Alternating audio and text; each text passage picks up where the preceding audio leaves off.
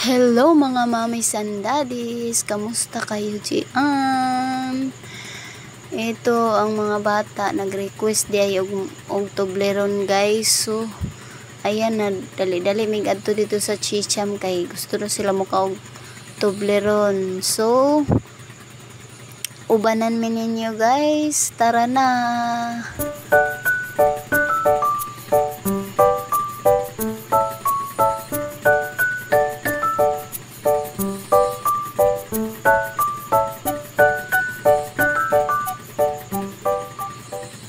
So, malapit na nga kami dito at nandito na nga kami sa Chams guys. Ayan, nakapili na sila guys sa ilahang gusto.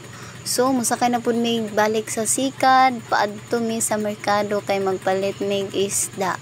Nagpalit day kog 1 kilo nga bangsi guys para kilawon. Ayan, pagkatapos namin magpili ay nakauli na rin mi.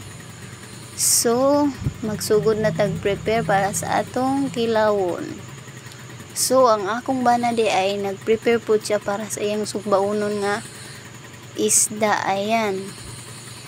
So, gikuha na natong mga unod guys. Katong mga buko guys, atot ipadaplin kayo niya. Perituhon ako tong pinakaging pinakrispy. Ayan, kay lami daw ng bangsi. Bukog sa bangsi nga ipa-crispy. So akong gisulayan lami juday siya guys. So wala na ako nabidyohan guys no. So pag na to po sa mga unod-unod guys, ato siyang pikason og kasa para sa mudaghan-daghan atong kinilaw.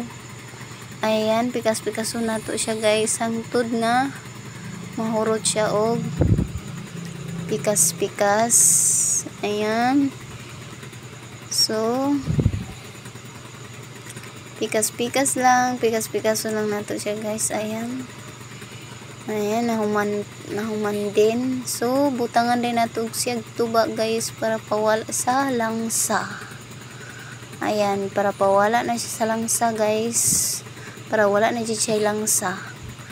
Then ato nang gipiga kay aruhang mawala na gid iyang lansa. Di na nato siya kuha na nagtubig guys kay man naman nato ugasan og tubig. So maghiwa na pud ta og sibuyas bombay para sa iyang lamas para mas mulami ang ato ang kinilaw. Ayan, hiwa-hiwaon na nato ginagmay guys. Di lang tong dagko kay kuan ibagay-bagay ra pud nato guys ang paggutad sa lamas. So ayha na ugasan pa nato ang luya o ato ning gudguro ning tabon-tabon para sa atong kinilaw guys. Kaning tabon-tabon guys, usa po ni siya sa makapalami sa atong kinilaw. Ayan, usa na siya sa mga sangkap guys nga makapalami sa ato ang kinilaw nga bangsi.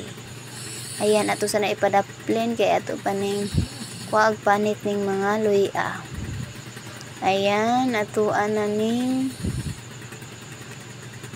so ato na ni siyang hiwaon ang luya. So hiwa-hiwaon lang nato siya gagmay ang luya guys. So hiwa-hiwaon jud nato siya guys. Ayan, para mobagay po siya sa uban nga mga lamas na nagigutad na to gagmay-gagmay. Ayan na guys, hapit na mahuman siya gutad. Kay gutom na gid kayo po, wala minigis na karon. Kay kaning mga kita mga ginikanan magagwanta lang gid ta kay atong mga anak tagaan po nato sila panahon nga mahatagan po nato sila sa ilang gusto usahay. Ayan, butangan sa nato og asin og bitsin para kay dali ra siya mahilis guys kung makuha na siya og duga sa tabon-tabon. Ayan, butangan sa nato sa sili. Din paguma nato piga-pigaan ni ang kuan tabon-tabon. Tang na rin nato, ibutang na nato siya. Din atong pigaon ang sili para muhalang siya. Then ato na siyang gipiga-piga para muhalang guys. Ayan na taod-taod guys, pwede na nato siya kaunon. Butangan po nato siya guys og suwa para mas mahumot ang atong kinilaw. Ayan na guys, ready to eat na. So ato sang tiyang tilawan. So ato siyang punan og tabon-tabon. Ayan. So ready na ang ato ang kinilaw nga bangsi. Wow. So okay. That's all for today's video. Thank you for watching and God bless to all. Bye-bye.